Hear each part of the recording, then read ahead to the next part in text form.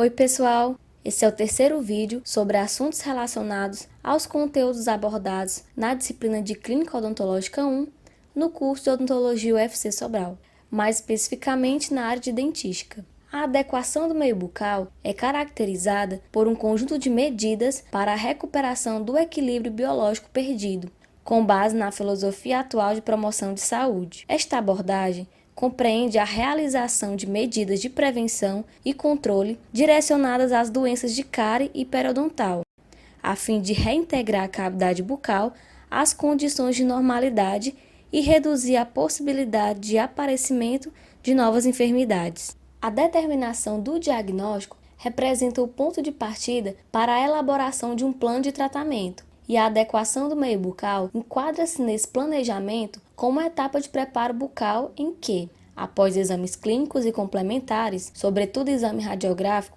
as condições orais são identificadas, removidas e ou controladas. Na adequação do meio bucal, as seguintes fases devem ser observadas: controle de placa bacteriana ou biofilme. O biofilme consiste em uma massa bacteriana mole e aderente que se deposita continuadamente sobre a superfície dental. Seu controle é um conjunto de medidas que tem como objetivo a remoção e prevenção de sua recorrência através de meios mecânicos e químicos. Como exemplo, podemos citar a escovação, com escova dental e dentifrícios, o uso do fio dental e também o uso de colutórios bucais. Logo no início do tratamento, deve ser realizado o selamento em massa das lesões ativas de cárie para interromper o circuito metabólico das bactérias presentes no tecido cariado, paralisar a progressão da lesão, proteger o órgão pulpar de injúrias e diminuir os focos de infecção microbiana. Após a remoção parcial do tecido cariado,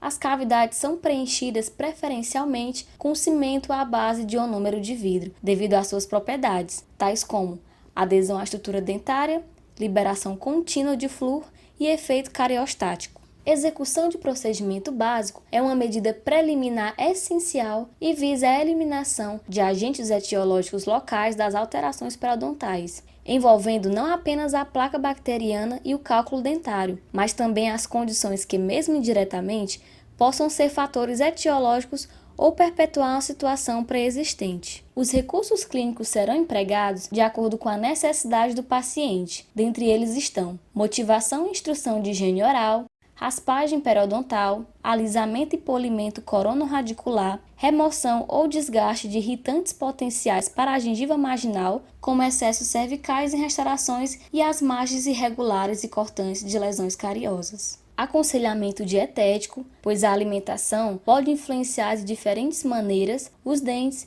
e as bactérias na cavidade oral. Como a dieta é um dos principais fatores no desenvolvimento da cárie e modificar os hábitos alimentares é extremamente difícil, é fundamental uma avaliação dietética no exame, além da educação e motivação dos pacientes, para que possam alterar os seus hábitos dietéticos.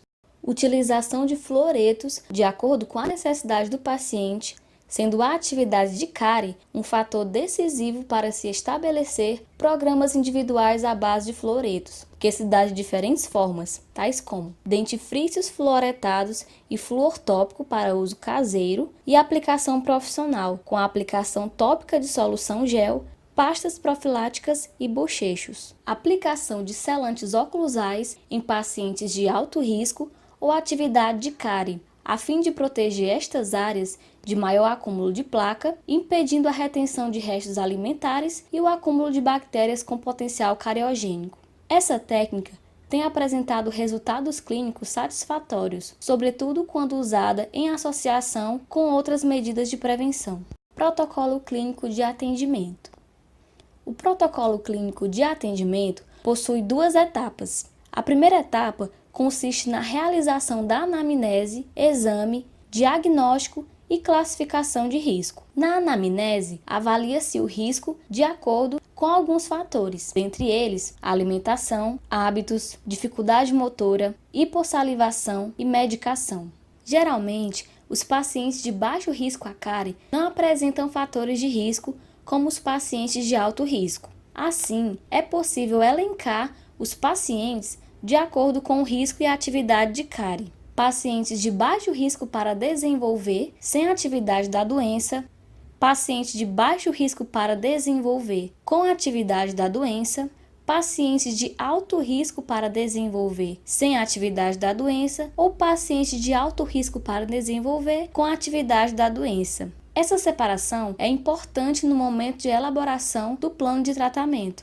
A segunda etapa diz respeito ao tratamento das necessidades do paciente que tem alto risco com a atividade da doença, de acordo com a ordem de prioridade: reduzir incômodo e dor, paralisar ou diminuir a atividade da doença, diminuir grau de infecção, reduzir risco de surgimento de novas lesões, evitar progressão de lesões existentes, facilitar higienização, aumentar a autoestima e melhorar a estética, educação em saúde bucal, motivação, terapia periodontal básica, exodontias e tratamentos endodônticos, controle químico e mecânico do biofilme, fechamento das lesões com ionômero de vidro, tratamento restaurador após controle da atividade e consultas de revisão.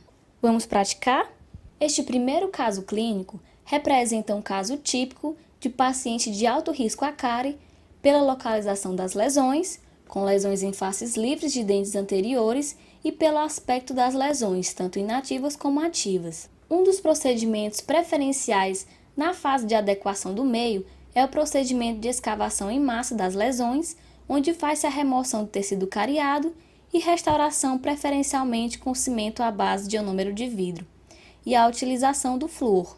Como o paciente é de alto risco, é importante realizar a instrução de higiene oral para que esse paciente tenha um controle efetivo da placa e torne-se um paciente de baixo risco. Esta imagem representa o caso clínico após a primeira fase de execução de escavação em massa concluído, onde pode-se observar as lesões abertas restauradas com ionômero de vidro. Como o ionômero de vidro é um material que libera flúor, tem boa aderência à dentina, é um material adequado para essa fase de mudança de quadro de risco.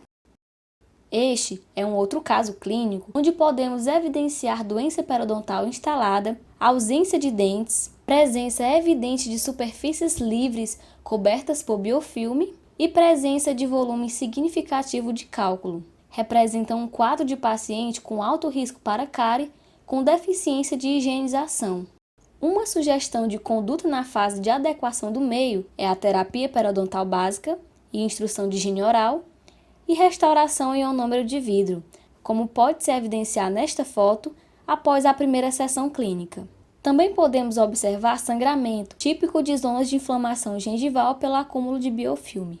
Essas radiografias representam casos clínicos onde pode-se adotar alguns procedimentos na fase de adequação do meio, como, por exemplo, remoção do excesso de restauração em amálgama, onde pode-se perceber o acúmulo de amálgama além da margem gengival em restauração do tipo classe 2. Durante a fase de adequação do meio, esse é um procedimento que poderia ser realizado, que é acabamento de restauração e remoção de possíveis excessos. Chegamos ao final da nossa terceira videoaula, onde foi abordado a adequação do meio bucal. Dúvidas? Caso haja dúvidas, elas podem ser esclarecidas com os professores em sala de aula e os monitores estarão à disposição para eventuais dúvidas. Essa é a nossa equipe, um abraço e até o próximo vídeo.